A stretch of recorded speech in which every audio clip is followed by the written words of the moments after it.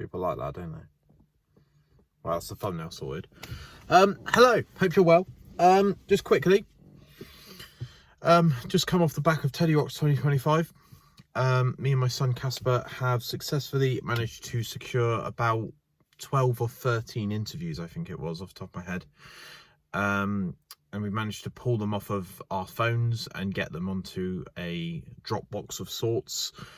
And bear with, the editing process that I've decided to undertake myself, because I need to learn how to edit, is essentially getting audio files onto a static background. So it'll be like an absolute Bedlam podcast X sort of Teddy Rocks logo, which I found recently, which is cool. I also wanted to ask a question just before I get into the meat and bones of this actual episode, this video. This monster, is it the best monster ever made? I think it is pretty much, like, it's top two. I think that one and the white monster, maybe the pink one, the Pipeline Punch, are the best ones. We've got a bit of a meal deal going on at the moment as well. Can't beat the classics. And we've got that. And I'm trying to think of when is a good idea to sort of reintroduce the meal deal question, because I think that could have been a really good opportunity to do an icebreaker for the people that we interviewed at Teddy Rocks. But to be fair, Casper, which I'm going to go on a little bit of a sob story in a minute, but he came up with 4 questions, and we had 10-minute interviews booked basically all Saturday, slightly less on Sunday. And he really genuinely put a shift in, and I'm so proud of him. And yeah, I think we've hit a really good medium together, and I can see something ignite in him with music recently, and I think he's going to potentially do more with music than I have done. And I'm just super proud of him. He's absolutely incredible. He's a really good person to depend on, and he just, once he's got a list in front of him, he just does it. He just gets on with it. Like, there was a couple of times where our phone signal wasn't great during Teddy Rocks, and I'd be like, right, stay there, I just need to go to the toilet, don't move. And you know, he just didn't. And he's got his own phone as well, so he could call me if he needed me. But just super dependable, not distracted by, because music festivals are all over the place, aren't they? There's so much going on at once and all that sort of stuff. But yeah, just I'm genuinely super proud of him and genuinely impressed with the work ethic that he seems to have adopted. So yeah, Teddy Rocks. We didn't work as hard as quite a lot of the other people at Teddy Rocks. Our roles were press and interview, and sort of media, and we were stacking up interviews in quick succession at one point on Saturday. We were speaking to the PR people at Teddy Rocks, and we were saying who we wanted to speak to, and it was up to the PR people to kind of make that happen and kind of spin those plates and get everyone in the right area at the right time. Mixed effects, because I've always been super like go-getter. I don't really need someone to sort of do that for me, because my entire podcast existence is go out there and do it yourself. And you know, I'll email people off my own what's the word, my own oh god, what's that word? I can't remember what the word is. That own, I don't need prompting, if that makes sense. Like, got to use your own intuition. I think that's the word. Yeah, just feeling super grateful. I'm really gutted that Teddy Rocks ended, to be honest. Today's Bank Holiday Monday. And yeah, it's just been a whirlwind the last couple of days. And yeah, me and Cass were kind of just sort of locked in and went into hyper focus mode and just absolutely smashed it, in my opinion. So I know what's in front of me now. I know what I need to do for the rest of the week, other than go to work and hoover the flat and all that sort of stuff that we all have to do autonomously. But yeah, I feel like I've got this level of like imposter syndrome at the moment where like me and Casper were rocking up to site at like 10 a.m.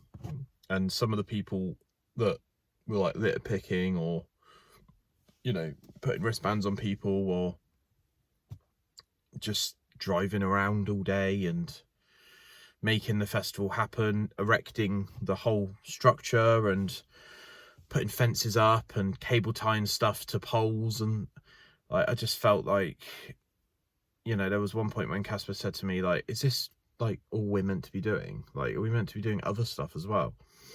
And I was like, no, not really. Like, content and social media and, you know, hashtag TRF25 and hashtag join the fight is enough. Like, we are doing exactly what we said we would do, and no one is sort of telling us to initiative is a word, by the way, I've just remembered. No one's telling us to do more than what we're currently doing. We had our own press tent, which really like messed my head up at the start. Like, the fact that we had our own little structure dedicated to our existence was mental. I'm imagining next year the press tent will probably be a bit more packed, but we were using it as a bit of a quiet place away from everything else to sort of, you know, make sure that the voice and the audio was good quality and stuff. But yeah, I'm just super grateful, like super, like, you know, this whole thing, this whole YouTube channel started off, you know, the podcast started off as I just wanted to reconnect with some mates from school. And now I can safely say that I've interviewed some of the biggest bands in the country in the space of like 48 hours. Like, I've interviewed Punk Rock Factory for 10 minutes and hopefully we'll get a proper one in the diary soon. You know, I spoke to the UK's biggest Limp Bizkit tribute band. Yeah, it's just all a bit mad. It just feels very strange. And, you know, at some point, hopefully I'm going to be speaking to Vocal Zone, who do sort of sweet, sort of pastel throat, sort of lozenge things. And they do tea. And recently, I don't actually know if I can say this actually, but they've got a new product on the horizon, which I think might have been a exclusive at Teddy Rocks initially, and then it will become commercially available to the actual audience. So I don't know if I'm allowed to say that, so I will restrict myself for once in my entire life. But yeah, just we had a couple of breaks in between sort of artists, and we got Owen, who's one of the directors of Teddy Rocks, on the podcast. He runs Teddy 20, which is the actual charity foundation part of Teddy Rocks. And I've had to pinch myself so much in the last 48 hours. Like, it's just been a lot. It's been ridiculously positive. Everyone that volunteers there, A, they don't get paid any money. B, they're just super happy to help. And I think something that happens when you have this imposter syndrome is, I don't know about anyone else, obviously comment down below if you've experienced this, but I kind of went super grateful, super gratitude, where I was going backstage at some of the stages and I was just like saying to like the stewards and the security staff, like, do you want a drink? Do you want me to go grab you a bottle of water? Because I was just like, this isn't a normal existence for me. Like, I can't remember the last time I actually had my hands on something like this, where I could literally go to the side of the stage and watch Know Your Enemy, who's like one of the biggest Rage Against the Machine tribute bands in the UK. Like, that isn't something that I'll ever take lightly. And it really, like, I think one of the things that it's helped is it's kind of been a bit of a project for me to be able to interview bands at this caliber on a regular basis. And Blandford is like 20 minutes away from where I currently live. So it's just been such a sort of natural step and not a nice organic place to try out interviewing bands that are passing through. And you know, it's just mental. Like, I spoke to Kit from Steving Akira quite a lot, because we did a podcast about a year ago now, and it was nice to actually see them and watch their set. And they were playing just before In Me, which is quite big shoes to fill. And yeah, I was just like, this is mad. Like, this is just, you know, I get to watch these bands perform at their absolute best possible sort of mode, and then I get to spend 10 minutes with them after they've played their set, and they're just like super happy and super like full of life, and it just makes me feel like, you know, there's not a lot of bands left on this level, sort of grassroots local level in Weymouth. And I think being in a band currently, there's a lot of work that goes on behind the scenes. There's a lot, even down to like hiring vans out and, you know, making sure that you can all attend a band practice, because sometimes that can be one of the biggest things, where you've got 4 or 5 people with different commitments and all that sort of stuff. And you see the sort of gears in the background, and you see all of these things sort of become a little bit monotonous and a little bit boring. But then you play to a sold out festival, and it's just like, this is absolutely worth it. Like, this is absolutely what we want to do for the rest of our lives. And every single band I've spoken to in the last 48 hours have been super like, we were born to do this sort of thing. And it's just, it's awesome. It's really inspiring, and it's really it's kind of knocked me a little bit today, because I want to try and sort of be as honest as possible with this channel. I don't think I should shy away from saying how I really feel, and currently it's just this massive sense of gratitude. And just like, if someone was holding a door open for me at Teddy Rocks, I was like, thank you so much, I really appreciate that. Some people are looking at me like, is this guy mental? Like, I've just literally held a door open for this guy, and he's like getting on his knees and begging for sort of, yeah. But yeah, so it's really helped build some connections.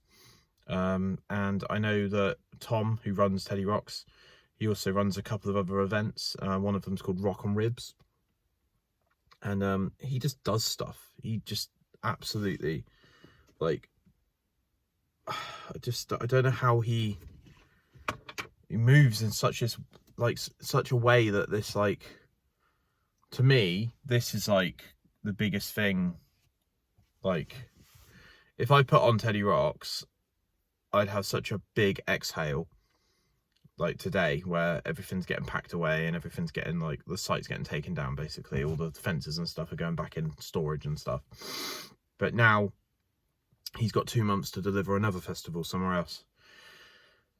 And I don't know how he does it. I don't know how his inertia works, but he seems to just love it. And obviously, you know, Teddy Rocks is a really good example of this, because it's something that's incredibly personal to the Newton family, with Ted, who passed away at the age of 11.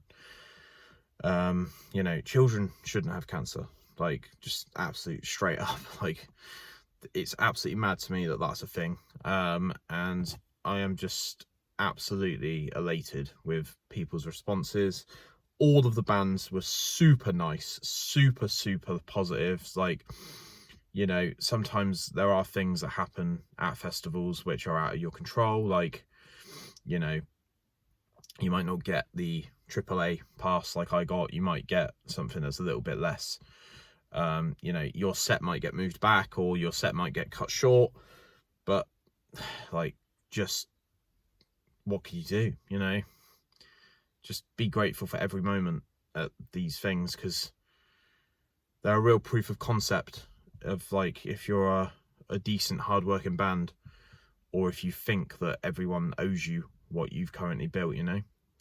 And me and Kit and Charlie actually go into this quite in depth in our interview, which will go up in a couple of weeks, when I got to sit down with Stephen and Kira, me and Casper, and they were just saying, like, you know, you're entitled to nothing, so just be grateful that 6 people show up to you and watch your 30-minute set, you know. So yeah, it's just been a lot, and I just wanted to sort of let people know that, you know, this isn't something that I take lightly, and it's a lot, and I do really appreciate it. So thank you, and hope you've enjoyed listening to me ramble on for nearly 15 minutes. And yeah, I'm gonna go smash this meal deal.